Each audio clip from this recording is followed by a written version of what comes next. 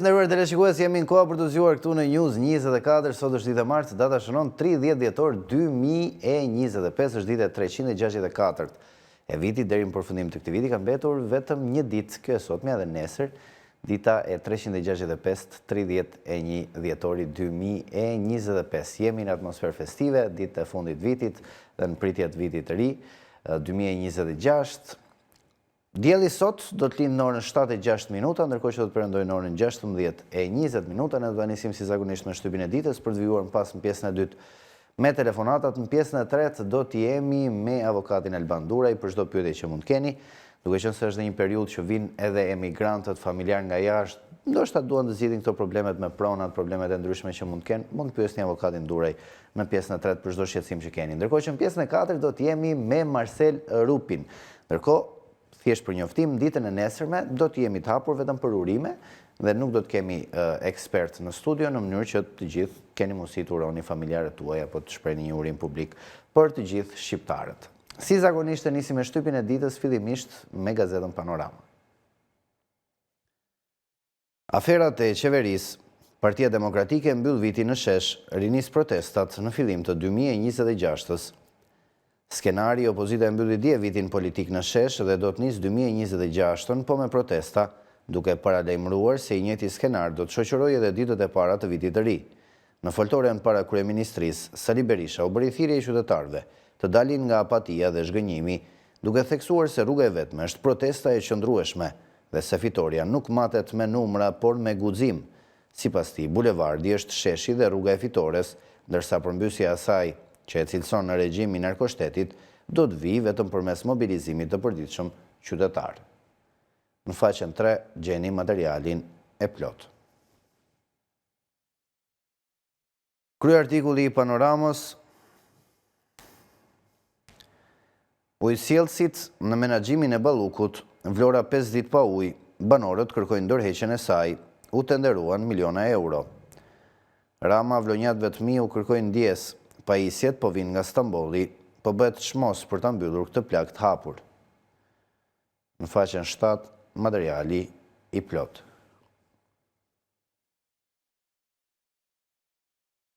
Albin Kurti fiton zgjedhjet në Kosovë, gati për formimin e qeverisë së re i vetëm. Rezultatet: vetëvendosje me 49.3%, PDK forca e dytë me 21% dhe LDK-ja me 13.59%. Lumir Abdigjiku doli i pari që pranoi humbjen dhe kërkoi ndjes për rezultatin, vetëm pak orë pasi ishte mbyllur orari zyrtar i zgjedhjeve. Këshilli Bashkiak, ish kryeredaktori i Panorama Aristir Lumezi, qytetar nderi i Elbasanit. Faqen 6. Procesi legalizimet, lista me qytetarët që përfitojnë, e gjeni në faqen 22 për gjithë ata që janë në pritje të legalizimit, ndoshta viti i ri vjen me surprizën. Në faqen 22 gjeni listën emërore. Ekspozita Roads Arkond dhe arkitektura e vetdijes bashkohore nga Sergej Çoban në faqen 13.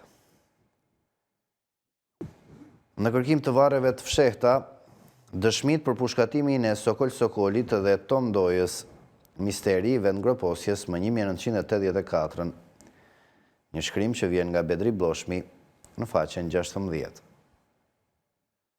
Shohim dhe hapësirën opinion. Shkatrimi i lirimit me kusht 2 nga gjyqtari Florian Kalaja. Sfidat e jetës dhe kritika nga dritarja e shtëpisë nga sociologu Gzim Tushi dhe opinioni fundit vjen nga doktor Orges Spahiu, Inteligjenca artificiale në radioterapin onkologjike. Në faqen 17. Ky ishte titulli i fundit nga Gazeta Panorama për ditën e sotme. Gazetën më të madhe shqiptare e gjeni në çdo pikë shitje të gazetave në vend. Ndërkohë, ne do të vijmë tani me një tjetër gazetë të përditshme, është radha e Telegraf, shohim titujt kryesor të saj për këtë të martë. Kapardisja shqiptare botohet për herë të parë, kritika e hapur e Ismail Kadares në 1999 për ballkanasit dhe liderët e përfaqësimit të shqiptarëve, e cila mbetet aktuale edhe sot. Populli shqiptar ka përpara ditë vendimtare për fatin e tij Në qoftë se liderët e ndjejnë se janë të paaftë të kuptojnë peshën e përgjegjësisë që kanë, ata duhet t'u lënë vendin të tjerëve. Gjithmonë do të ketë njerëz që do ta kuptojnë më mirë këtë popull, që do të kenë dëmshuri për të, e do ta prinë siç duhet. Një pjesë e liderëve shqiptarë si në Shqipëri, si në Kosovë, trevat e tjera shqiptare, ka nevojë të ngutshme të qytetrohen. Ky popull është i varfër e është i rreckosur, por është drama e tij e rëndë që kërkon ashtu si çdo tragjedi një nivel të lartë përfaqësimi. Në faqen 10 gjeni materialin e plot. Ditmir Bushati, Kosova si burim shprese, pa paralum, pa luks, pa koncerte në tubime, pa muzik tallavane për tribuna. Kosova po dëshmon se përbën përjashtim nga vendet e rajonit, duke hyrë në rrugën e pakëthyeshme të konsolidimit demokratik të saj. Në rast se Kosova e arrin një standard të tillë, nuk ka asnjë justifikim më për Shqipërinë, aq më tepër tani që jemi në tryezën e bisedimeve për antarësimin në Bashkimin Evropian dhe synojmë të jemi pjesë e BE-s brenda vitit 2030. Në faqen 11 materiali i plot.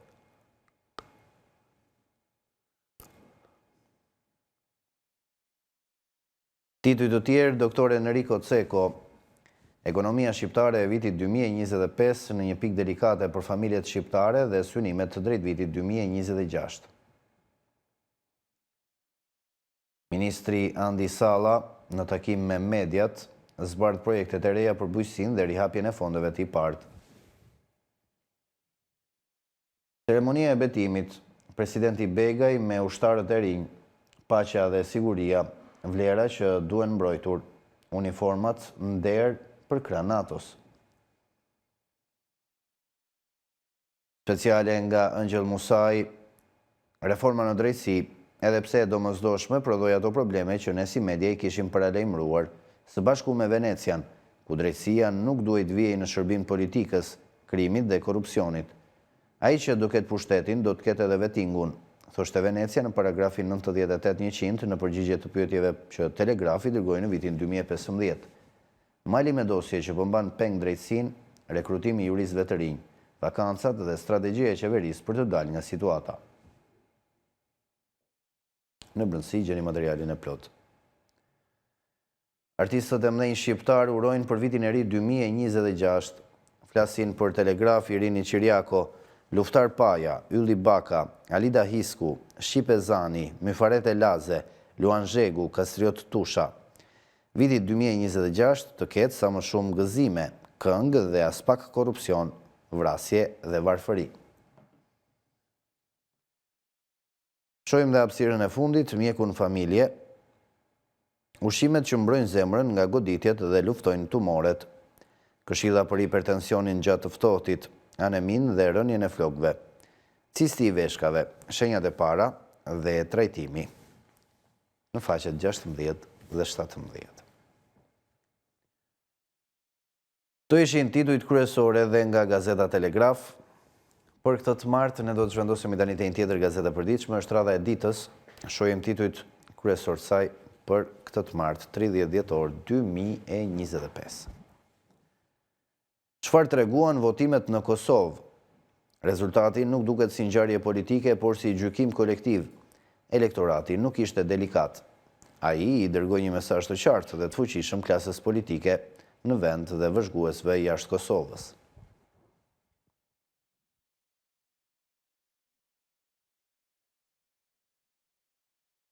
Krye artikulli i ditës, investigim dhe analizë, kush i piu miliona eurot e ujit të Vlorës.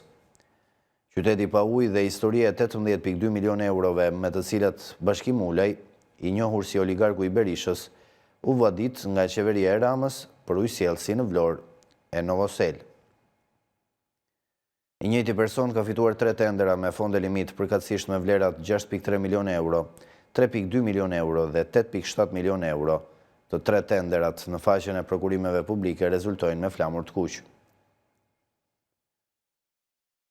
Në faqet 2 dhe 3, materiali i plot. Mungesa e gjyqtarëve në shifra shumë shqetësuese, qytetarët peng i kolapsit të sistemit. Situata sipas kreut të gjykatës lartë. Sokol Sadushi thot se Shqipërisë do t'i nevojiteshin në rreth 590 gjyqtarë. Aktualisht ka diçka më shumë se 300, por më alarmantja është se deri në 2028 nga shkolla e magjistraturës do dalin jo më shumë se 67 gjyqtarë të rinj. Në faqen 4, materiali i plot. Tituj të tjerë, Albaniti, surrogati i kulturës, ngjarjet shënuara gjatë vitit 2025, apo kthehet dhe kultura në një instrument imazhi dhe jo një vlerë shoqërore. Nga Elsa Demon, faqet 14 deri në faqen 16. Në brëndësi dëshira për pushtet dhe divorci me të, nga Fatos Tarifa,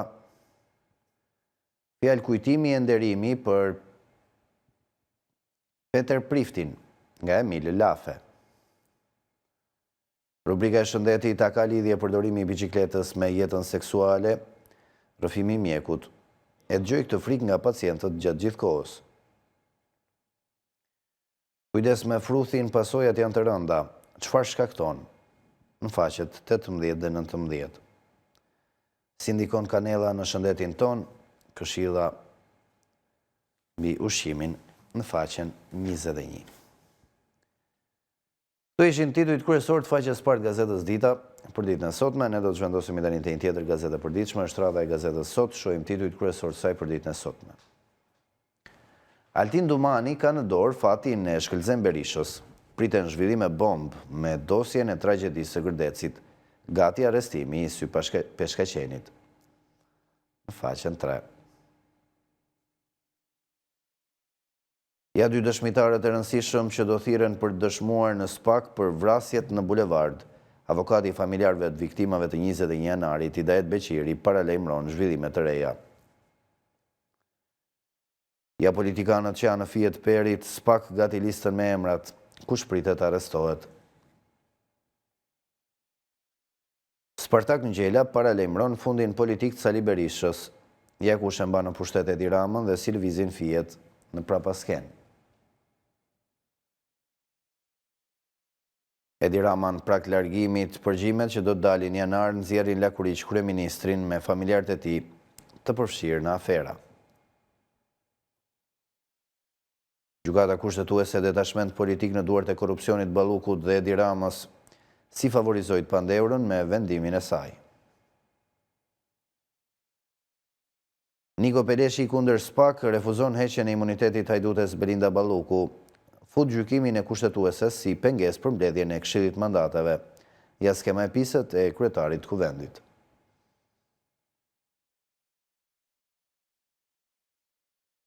Tituj të tjerë, Vlora pa ujë, ja si Belinda Balluku i dha mikut të Sali Berishës Bashkim Ulaj 9.6 miliard lek tender për ujësjetësin para 5 vitesh.